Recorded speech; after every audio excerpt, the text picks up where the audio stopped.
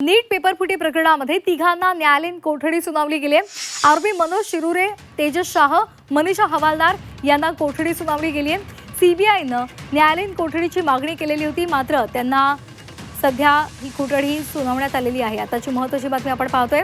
आरोपी मनोज शिरुरे, तेजस शाह, मनीषा हवालदार यांना न्यायालयीन कोठडी सुनावण्यात आलेली आहे। सीबीआयनं आपल्याला कोठडी द्यावी अशी मागणी न्यायालयामध्ये केलेली होती, मात्र त्यांना न्यायालयीन कोठडी सध्या सुनावण्यात आलेली आहे।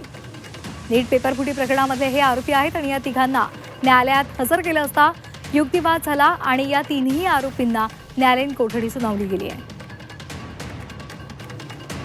सीबीआय या संपूर्ण प्रकरणाचा तपास करत आहे। या संदर्भात अनेक जणांना अटक झालेली आहे। त्याचबरोबर अद्यापही या संदर्भातले धागेदोरे शोधण्यासाठी सीबीआयनं वाढीव कोठडी देण्याची मागणी केलेली होती, मात्र न्यायालयानं या तिन्ही आरोपींना न्यायालयीन कोठडी सुनावली आहे।